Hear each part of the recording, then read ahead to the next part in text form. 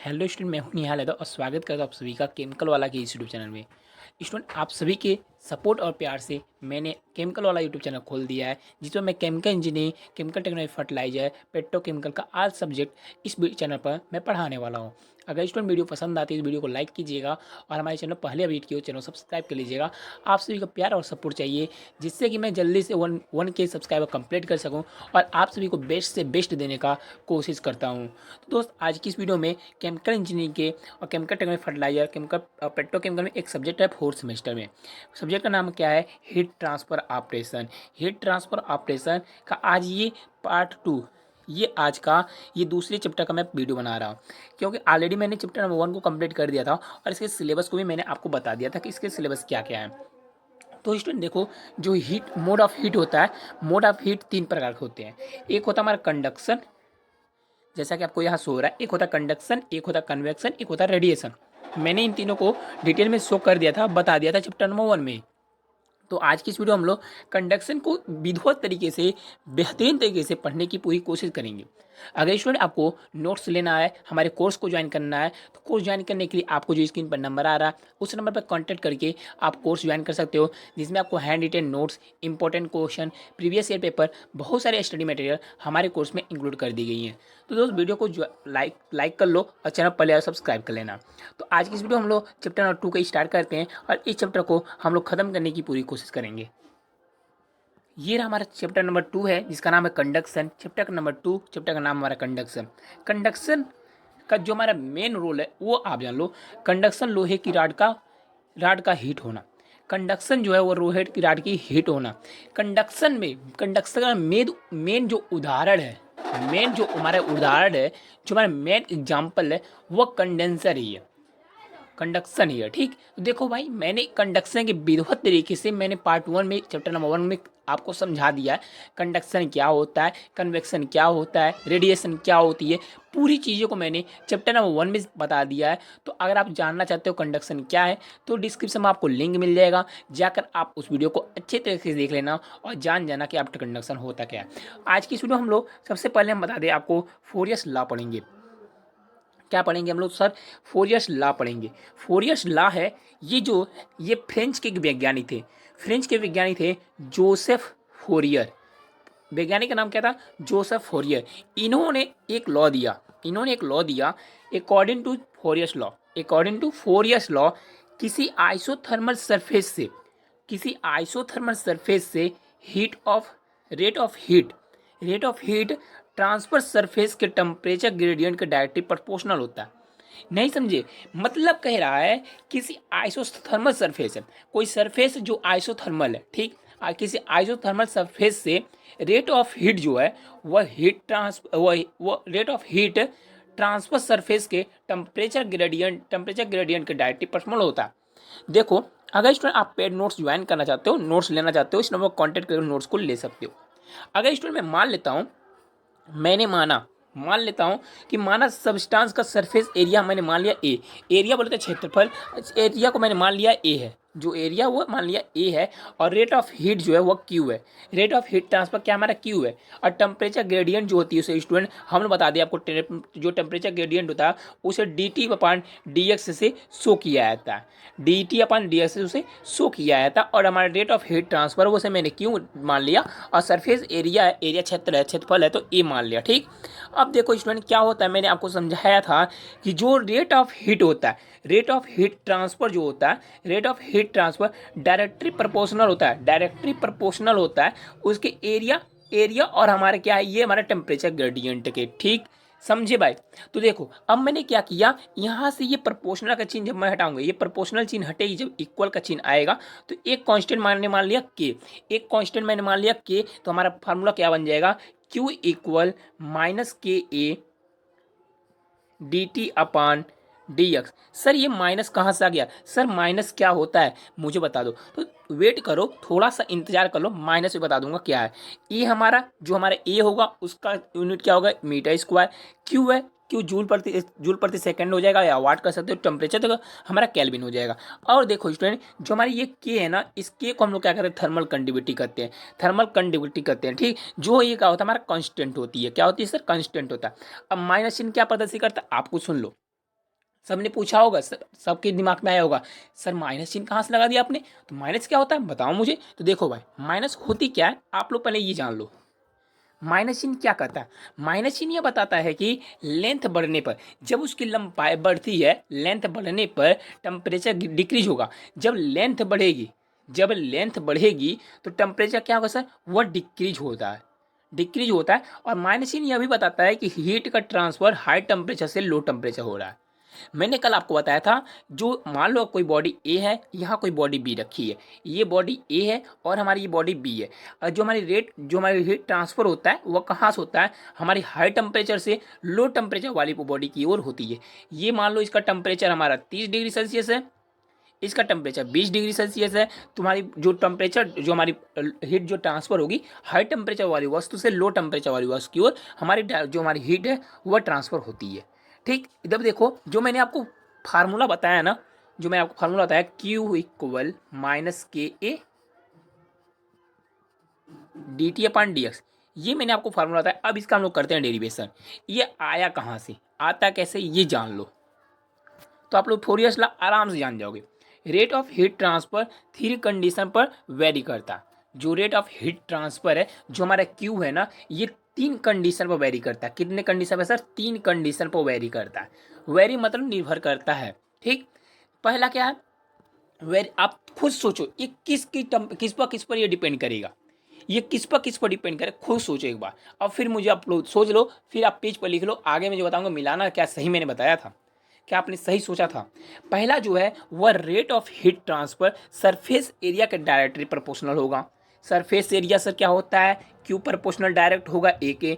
बस इतना समझ जाओ, जो हमारी ए के हमारा रेट ऑफ हीट ट्रांसफर है, जो रेट ऑफ हीट ट्रांसफर होगा वह सरफेस एरिया के डायरेक्टली प्रोपोर्शनल होगा। पहला डिपेंड करेगा इस पर, और दूसरा हमारा क्या होगा, उसके लेंथ पर डिपेंड करेगा भाई। Rate of heat transfer 2 point की बीच की दूरी पर डायरेक्ट दूरी के इनवर्सली प्रोपोर्शनल होता है। मतलब देखो, अगर कोई बॉडी हमारी ए रखी है, कोई बॉडी बी है, इसके बीच की डिस्टेंस क्या हमारा यल है, तो ये हमारे इस पर डिपेंड करती है। यानी कि rate of heat transfer 2 point की बीच की दूरी पर इनवर्सली प्रोपोर्शनल होता है। जैसा कि आपको यहाँ दिख रहा है क्यू प्रोपोर्शनल 1/L के। ठीक, थर्ड क्या है सर, थर्ड हमारा temperature gradient. Rate of heat transfer temperature gradient के क्या होगा, डायरेक्टली प्रोपोर्शनल होगा। Rate of heat transfer temperature gradient के डायरेक्टली प्रोपोर्शनल होगा, जैसा कि आपको यहाँ शो किया गया है। जो क्यू होगा वो डायरेक्टली प्रोपोर्शनल होगा डेल्टा टी के। अब देखो क्या करो आप लोग, जो हमारी इक्वेशन फर्स्ट थी, इक्वेशन फर्स्ट हमारा क्यू प्रोपोर्शनल, जस्ट वेट, जो हमारी इक्वेशन फर्स्ट थी वो क्यू प्रोपोर्शनल ए था। ठीक, जो हमारी दूसरी इक्वेशन थी वो क्यू प्रोपोर्शनल 1/L था। ठीक, जो तीसरा वो हमारा क्यू प्रोपोर्शनल डेल्टा टी है। अब क्या करो, ये तीसरा है, इन तीनों को आप लोग मिला लो। तीनों को मिलाना मतलब तीनों को आप लोग देखो, LHS इसका आपस में बराबर है। बराबर है कि नहीं बाबू, बराबर है ना, बराबर है तो ये भी बराबर होगा, जैसा कि आपको यहाँ शो किया गया। क्यू प्रोपोर्शनल आपका क्या बनेगा सर, बन जाएगा आपका क्यू प्रोपोर्शनल ए डेल्टा टी अपॉन एल, ये आपका बन जाएगा। ठीक, जब तीनों को मिला लोगे। अब आगे देखो, आगे देखो, जो हमारा यल है ना, वो हमारा क्या था, डिस्टेंस था, दूरी था। तो दूरी को हमने बताया था आपको, एक्स से भी डिनोट कर सकते हैं। जो हमारे एल था उसे हम लोग एक्स भी लिख सकते हैं। जो हमारे यहाँ एल मैंने लिखा था, इसे आप लोग यहाँ पर एल भी एक्स भी लिख सकते हो। ठीक, यानी कि क्यू प्रोपोर्शनल एल 1/L हो और 1/x हो, इससे कर सकते हो आप लोग, एक्स भी यहाँ कर सकते हो। ठीक, इसलिए यहाँ पर वहाँ पर मेंशन कर दिया गया एक्स को। तो ये सारी चीज़ें ये यहाँ पर आ जाता है। Q proportional Q equal minus K A delta T upon delta x. अब सर इसमें माइनस कहाँ से आ गया, के कहाँ से आ गया, बता दो। तो मुझे मेन मुद्दा मेरा क्या था, मेन मुद्दा मेरा यही था कि ये आ जाए, ये मुझे लाना था, ये मुझे लाना था। प्रोपोर्शनल हटाया तो माइनस के आया। माइनस क्यों आया, क्योंकि जो हमारी हीट ट्रांसफर होगी हाई टेम्परेचर वाली वस्तु से लो टेम्परेचर वाली वस्तु की ओर होगी, इसलिए यहाँ पर माइनस आ गई। ठीक, समझे। अब जानते हैं सर थर्मल कंडक्टिविटी, जिसे मैंने के कह रहा हूँ तभी से, वो के होती क्या है, जो मैं आपको के बता रहा हूँ वो के होता क्या है, वो है क्या, ये जान लो। देखो भाई, जो थर्मल कंडक्टिविटी है ना, इसे हम लोग के से रिप्रेजेंट करते हैं। किससे प्रदर्शित करते हैं, के से रिप्रेजेंट करते हैं। थर्मल कंडक्टिविटी जो होती है किसी मटेरियल में हीट ट्रांसफ़र करने की कैपेसिटी बताती है। कोई मटेरियल है, हीट ट्रांसफ़र हो रहा है कि थर्मल कंडक्टिविटी किसी मटेरियल में हीट ट्रांसफ़र, कोई मटेरियल है इसमें हीट ट्रांसफ़र का जो कैपेसिटी होगी, कैपेसिटी मतलब क्षमता, उसके ग्रहण करने की क्षमता जो होगी उसको बताती है। समझे बाबू। अब देखो मैंने आपको फार्मूला क्या बताया, ध्यान समझो। ये फार्मूला छोड़ दो, इसे मत रटो, मैं बता रहा हूँ, आप लोग ध्यान समझो। आपको केवल एक फार्मूला रटना है, क्यू प्रपोर्शनल, मैंने आपको बताया था अभी just, minus K A delta T upon delta x. ये मैंने आपको बताया था कि नहीं, बोलो हाँ, बताया था ना। जब मैंने ये बताया था तो यहीं से क्या करो आप लोग, के का वैल्यू निकाल लो ना। आप लोग यहाँ से के का वैल्यू निकाल लो, जो के का वैल्यू आएगा वही आपके थर्मल कंडक्टिविटी का आपका फार्मूला बन जाएगा। वही आपका यहाँ फार्मूला बनाया गया, आप लोग इसे देख लेना, आप लोग निकालोगे तो के का वैल्यू यही आएगा।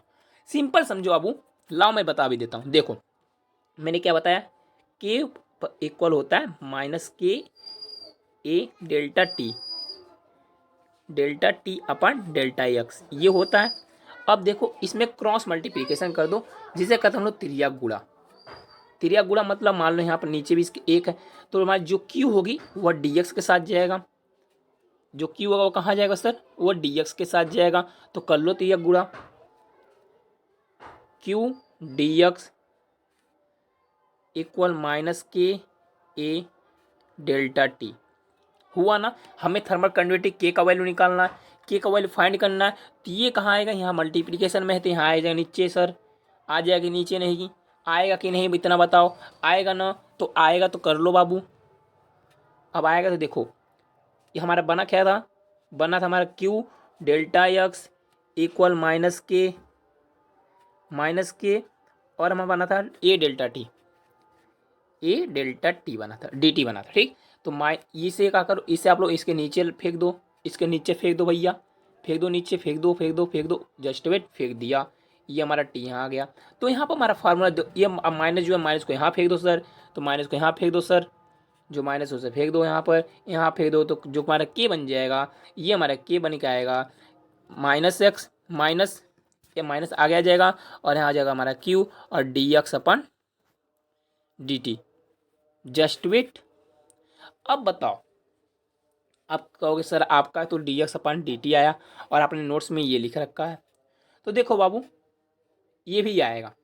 ये कहाँ से आएगा, आप लोग क्या करो, इस क्यू को ऊपर कर लो, डी टी अपन डी एक्स कर दोगे। ये क्यू, सॉरी ए हमारा छूट गया है, ए मेरा यहाँ होगा, यहाँ से हमारा ए तो यहाँ पर आएगा, और यहाँ ये नहीं रहेगा, यहाँ हमारा, जस्ट वेट बाबू, यहाँ हमारा टी होगा, होगा कि नहीं, होगा ना, यहाँ हमारा टी हो जाएगा, ठीक। तो यहाँ पर हमारा ए आ जाएगा। ये भी आपका आंसर सही है और ए भी आपका सही है। अब देखो क्या करोगे, जब आप लोग उसको सही क्रम में लिखोगे तो ऐसा बन जाएगा। बट देखो जितना आपका आया था वो सही होगा, वो 100% सही है, मैंने आपको बताया वो सही है। इस तरह भी से लिख दोगे तब भी सही होगा, क्योंकि देखो क्या किया गया है, जब इसे चेंज करोगे ना, सिंपल इसी को मैं चेंज करके दिखाता हूँ, इसको चेंज करके देख लो। माइनस के इक्वल क्या लिखा, माइनस क्यू अपान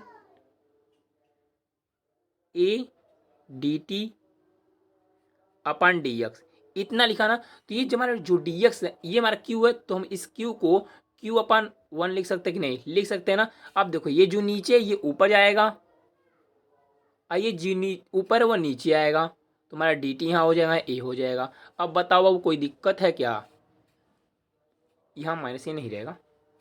अब बताओ कोई दिक्कत है क्या इसमें, वही तो बन के आया, वही बन के आया। तो सिंपल समझ सकते हो आसानी से, आप लोग भाई सेकेंडरी में हो तो इतना समझ सकते हो। अब देखो इसकी जो यूनिट होती है ना, यूनिट आपके सामने लिखा गया है सर, वाट प्रति मीटर केल्विन, ठीक। और जो बीमा है, बीमा भी आपके सामने यहाँ शो कर दिया गया, बीमा मीटर वीटर, आप लोग ये सारी चीज़ें लिख सकते हो आसानी से, क्योंकि वहाँ अब तो उतना पास हो चुके हो, कितना सारी चीज़ें आप लोग लिख सकते हो।